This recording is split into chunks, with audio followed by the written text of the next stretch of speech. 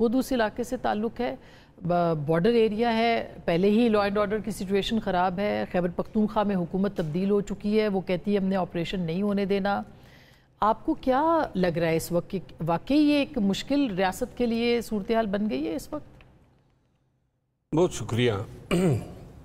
میں سمجھتا ہوں کہ جنگ کسی بھی صورت میں حوصلہ افزا نہیں ہوتی ہے، چاہے کسی کے ساتھ ہو، اور بہت ہی مجبوری پڑ جائے تو تب بھی انسان کو جو ہے برداشت، صلح، امن، ارشی ان چیزوں سے پرہیز نہیں کرنی چاہیے.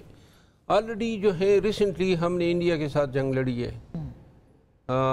اب افغانستان کے ساتھ آفیشلی میرا خیال ہے پاکستان بننے کے بعد یہ پہلی دفعہ ہے کہ ہم علی اعلان جو ہے اسکرمشز کر رہے ہیں، اور بات ہے، ایشو ہے طالبان کے اوپر، ٹی ٹی پی کے اوپر.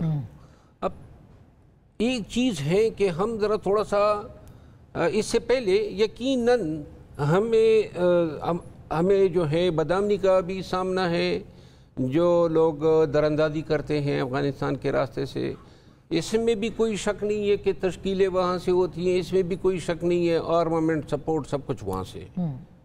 لیکن اصل سوال یہ ہے کہ یہ ٹی ٹی پی بنائی کس نے ہے، اور اگر آپ بنا کے چھوڑ کے اب خود اسی ٹی ٹی پی کے تو ایک ریاست کے ساتھ جنگ پہ مجبور ہو گئے ہیں، تو جو ماسٹر مائنڈ تھے اس کو بنانے والے، ان کا بھی تو کوئی احتساب کرے. نمبر 1. نمبر 2 بات یہ ہے کہ اس جنگ میں بالکل یہ درست بات ہے کہ پاکستان مجبور ہو گیا کہ بھئی آپ کی دراندازی ختم ہی نہیں ہو رہی ہے، آپ منتیں کر رہے ہیں کہ مہربانی کریں، ہماری سیویلین، ہمارا علاقہ، ہمارا صوبہ، بلکہ پورا ملک جو ہے اس بدنامی سے پریشان ہے. اور آپ کے ہاں جو ہے پہلی بات تو یہ ہے کہ وہ باڑ جو ہے جو لگائی تھی باجوہ کے دور میں، وہ باڑ کیوں کام نہیں آ رہی ہے. دوسری بات یہ ہے کہ کیا ہماری اپروچ افغان مسئلے پہ درست ہے. جس طرح ایئر مارشل صاحب نے ایک بات کی، لیکن میں یہ سمجھتا ہوں کہ افغانستان کو اول اور بالخصوص خیبر پختونخوا، ان دونوں کو ہم نے ریاست پاکستان نے ہمیشہ بفر سٹیٹ کے طور پہ جانا ہے. خیبر پختونخوا جو ہے اس کی حیثیت میری ذاتی نظروں میں، خیبر پختونخوا جو ہے اس کی حیثیت ہمیشہ چوکیدار کی جیسی رہی ہے. وہ تو ہر اب جو پنجاب ہے اس کی جو سرحد ملتی ہے انڈیا کے ساتھ وہ بھی اسی طرح ہے، وہ تو رہے گی. اب کہیں نہ کہیں سے تو کوئی نہ کوئی ملک ملتا ہے نا. ایران کے ساتھ جو ایریا ہے وہ بھی، اس کو بھی ہم ایسے نہیں، ہماری باقی سرحدیں تو ساری محفوظ ہے.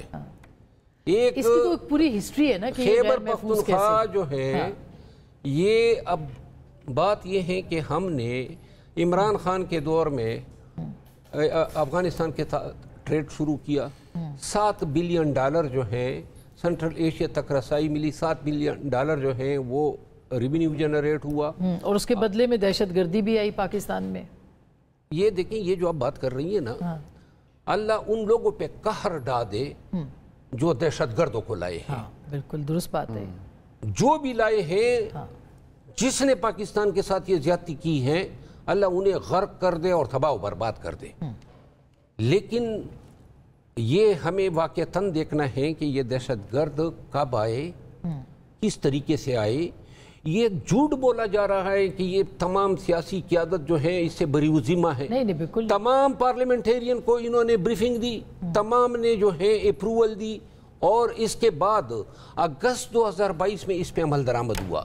اینی ہاؤ میں جو بات کہنا چاہتا ہوں، ہم خان صاحب کے بائٹس نہیں چلا سکتے انفارچونیٹلی. کیا کر سکتے؟ ہم ٹی وی پہ ان کے جو انٹرویوز ہیں وہ نہیں چلا سکتے، ورنہ ہم آپ کو بتاتے کہ کب وہ انہوں نے پروگرام شروع کیا تھا، یہ نہیں کہہ رہا ہوں کہ خان صاحب جو ہے خان صاحب کی حکومت میں ان کی حکومت میں بات چیت کا آغاز ہوا. اور یہ ماننا چاہیے نومبر 2021 میں ہم سب اسی بات پہ بحث کر رہے تھے. میں جو عرض کر رہا ہوں ریکارڈ پہ سب چیزیں موجود ہیں. جن لوگوں نے کیا ہے کم از کم ہمارے صرف سیاسی قیادت کو کہنا غلط ہے. غلط ہے، صرف سیاسی قیادت نہیں. ایک منٹ میں بات پوری کروں. میں ایک عرض یہ کرنا چاہتا ہوں، افغانستان جو ہے اس کے ساتھ کیا ہم نے یہ بھی سوچا ہے کہ جنگ کے علاوہ ہمارے پاس اور آپشن نہیں ہے؟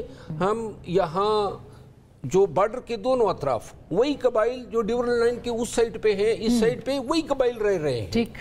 نمبر 2 بات یہ ہے کہ کبھی ہم نے معیشت کے ذریعے، کبھی ہم نے روزگار کے ذریعے، یہ بیرسٹر صاحب اس کا جواب دیں گے، ہم نے یہ کام انڈیا نے شروع کر دیا ہے، ٹھیک بات ہے، ہم نے کیوں نہیں شروع کیا؟